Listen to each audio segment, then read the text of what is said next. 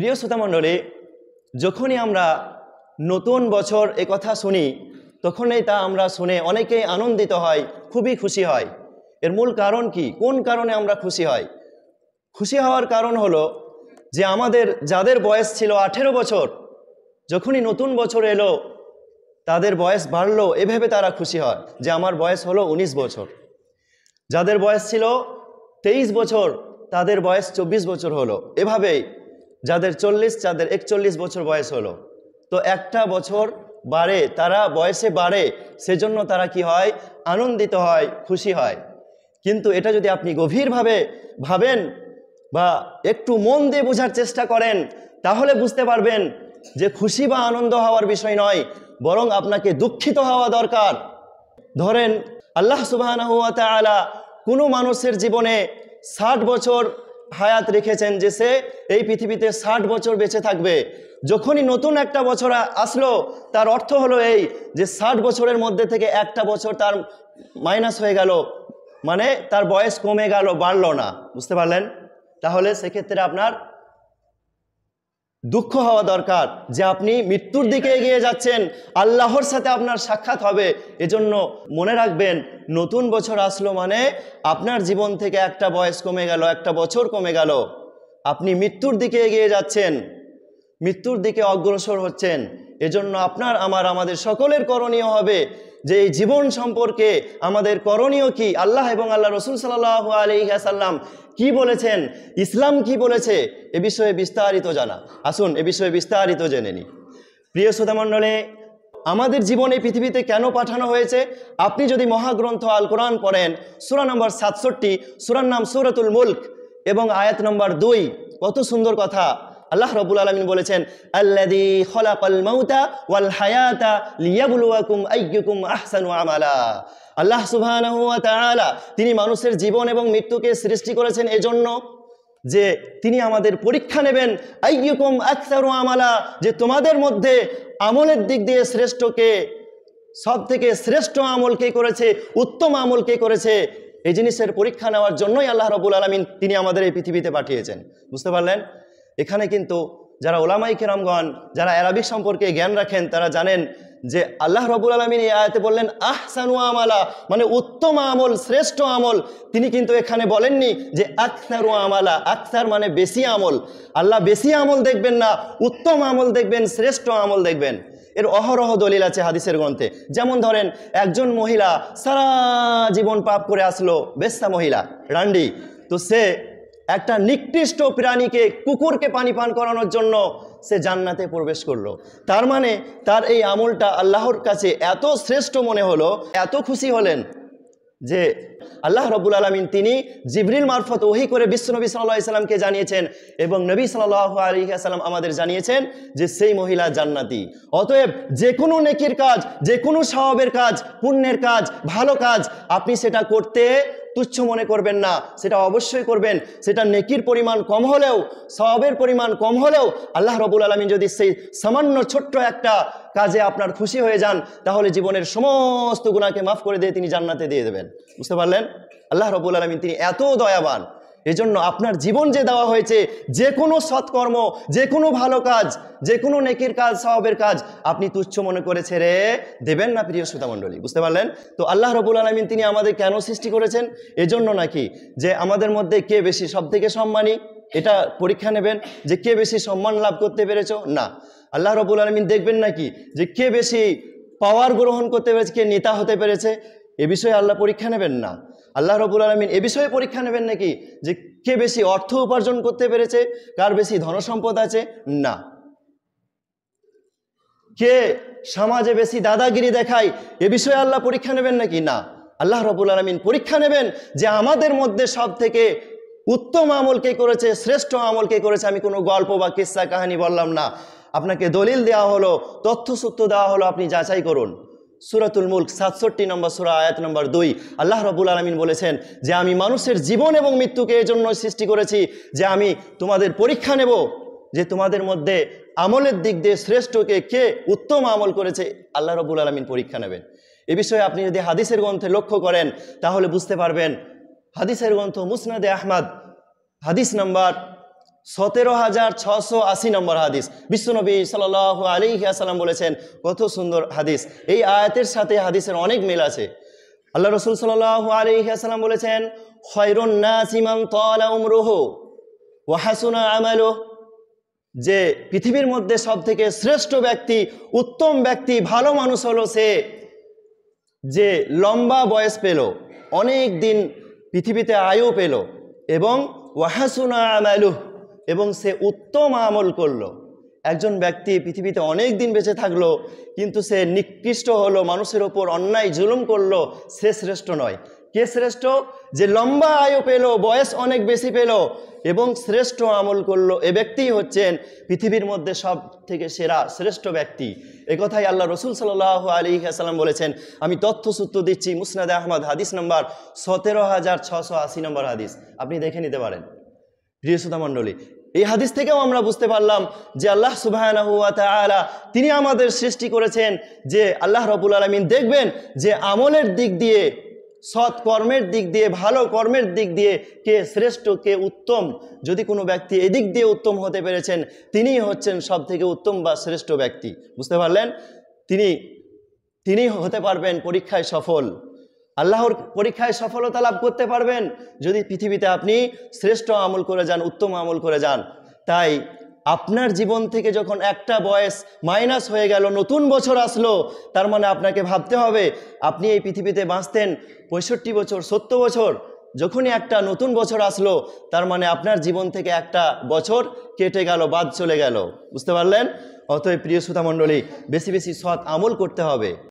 প্রিয় শ্রোতা মণ্ডলী, আপনার যে জীবন দেওয়া হয়েছে, এই জীবন সম্পর্কেও কিন্তু কাল কিয়ামতের মাঠে আল্লাহর কাছে জবাবদিহি হতে হবে। এ বিষয়ে আরও একটা দলিল, জামে তিরমিজি হাদিস নম্বর 2416 নম্বর হাদিস এবং 2417 নম্বর হাদিস, এবং সহিহুল জামে হাদিস নম্বর 7300 এবং সিলসিলাতুল আহাদিস আস-সহিহা হাদিস নম্বর 946। আল্লাহ রসুল সাল্লাল্লাহু আলাইহি ওয়াসাল্লাম বলেছেন যে কাল কিয়ামতের দিবসে 4টি অথবা 5টি প্রশ্ন করা হবে। লা তাজুলু কদামা আবদিন হাত্তা ইউসআলান আরবা।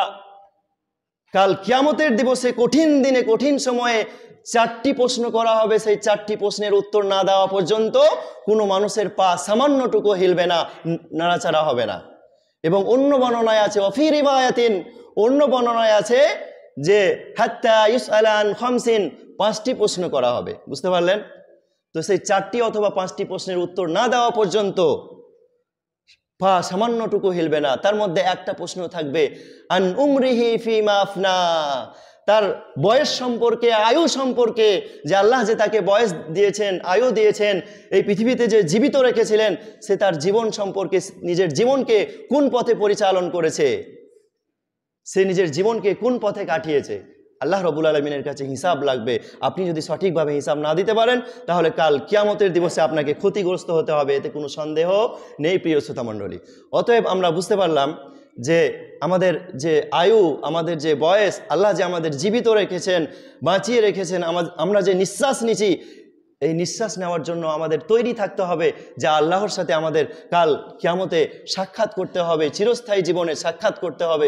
এজন্য আমরা নিজের জন্য কি তৈরি করে রেখেছি ভালোভাবে খেয়াল রাখতে হবে। দলিল, মহান আল্লাহ পবিত্র গ্রন্থ আল কোরআন সূরা নম্বর 59, সূরার নাম সূরাতুল হাশর, আয়াত নম্বর 18, আল্লাহ রাব্বুল আলামিন বলেছেন, ইয়া আইয়ুহাল্লাযীনা আমানুত্তাকুল্লাহ, হে ঈমানদারগণেরা, ইত্তাকুল্লাহ, তোমরা আল্লাহকে ভয় করো, ওয়াল তানদুর নাফসুম মা কদ্দামাত লিগাদ, এবং ওয়ালতানদুর নাফসুম, এবং নিজের নাফসের দিকে চেয়ে দেখো, নিজের দিকে চেয়ে দেখো, নিজেকে দেখো। ওয়ালতানদুর নাফসুম মা কদ্দামাত লিগাদ, যে আগামী দিনে, পরবর্তীতে যে আল্লাহর সাথে সাক্ষাৎ করবে, মৃত্যুর পরে চিরস্থায়ী জীবনে হিসাবের জন্য যে আল্লাহর সাথে সাক্ষাৎ করবে, সেজন্য নিজের জন্য কি তৈরি করে রেখেছো, নিজের নাফসের দিকে দেখো।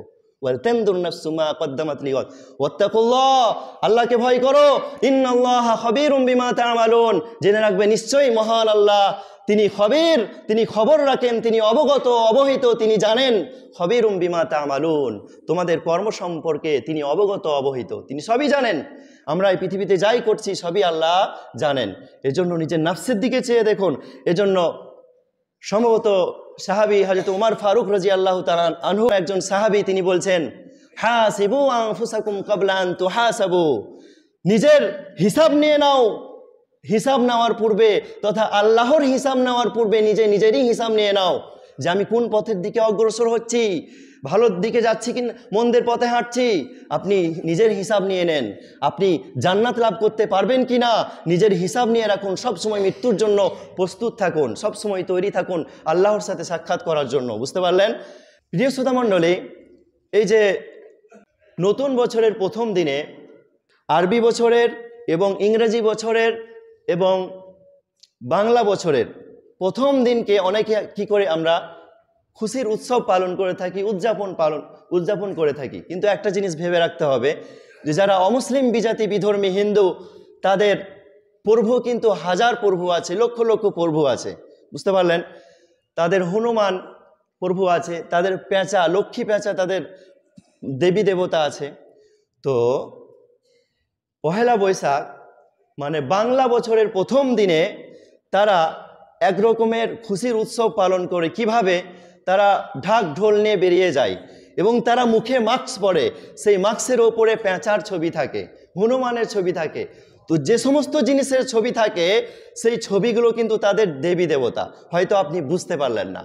লক্ষ্মী পেঁচা, লক্ষ্মী ভাণ্ডার জানেন?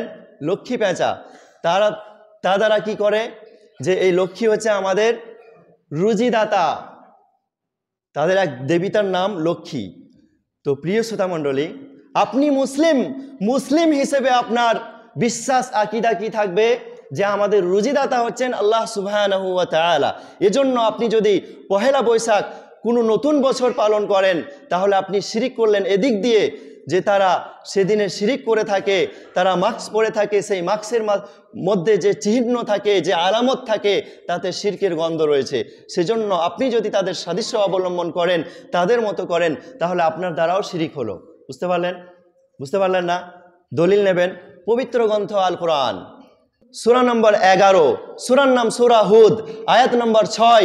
আল্লাহ রাব্বুল আলামিন বলেছেন, ওয়ামা মিন দাব্বাতিন ফিল আরদি ইল্লা আলাল্লাহি রিজকুহা। আল্লাহ রাব্বুল আলামিন বলছেন যে এই পৃথিবীতে এমন কোনো প্রাণী নেই যার রিজিকের দায়িত্ব আমি নিইনি। মানে মানুষ প্রাণী না প্রাণী নয়, মানুষের মধ্যে প্রাণ আছে না, জীবন আছে, তাহলে মানুষও প্রাণী। তো মানুষের রিজিকের দায়িত্ব কে নিয়েছেন?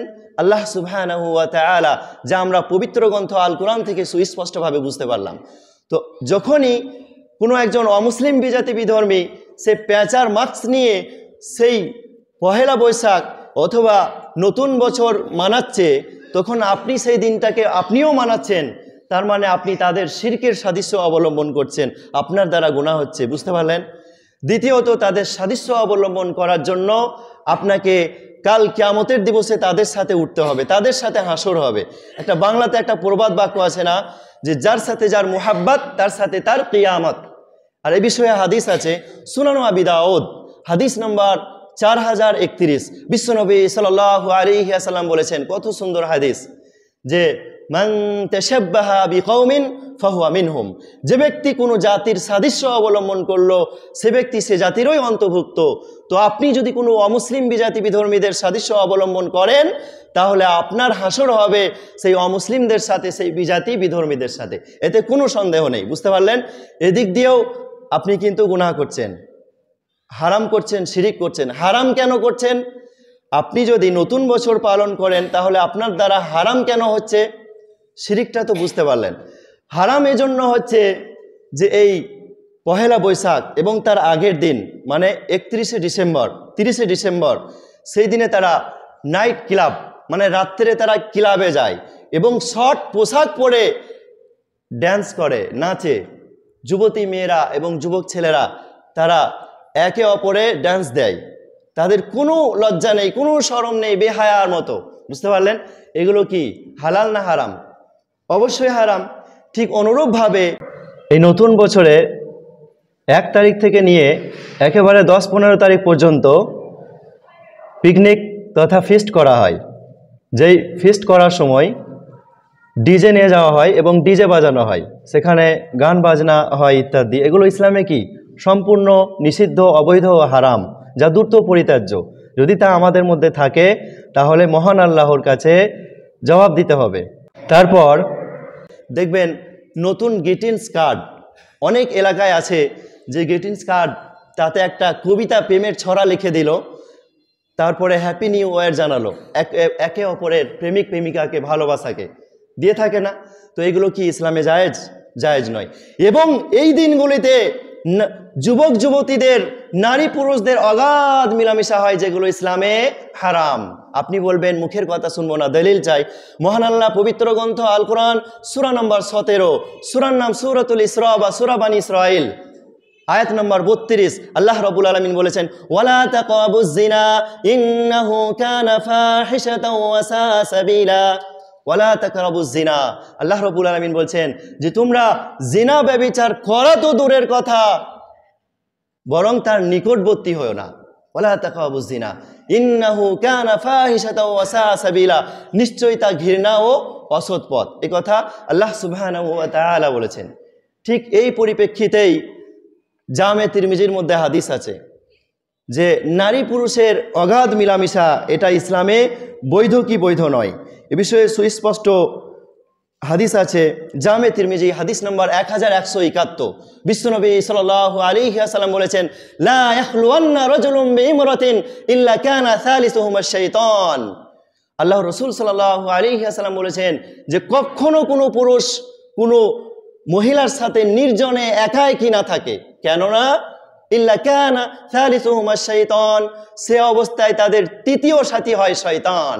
মানে শয়তান তাদের মনের মধ্যে বিভিন্ন রকমের কুমন্ত্রণা দেয়, ওয়াসওয়াসা দেয়, যার কারণে সেই যুবক বা সেই পুরুষ সেই মহিলার দিকে আকৃষ্ট হয়ে কুকর্ম করার চেষ্টা করে, শয়তানের ওয়াসওয়াসায় পড়ে, শয়তানের কুমন্ত্রণায় পড়ে।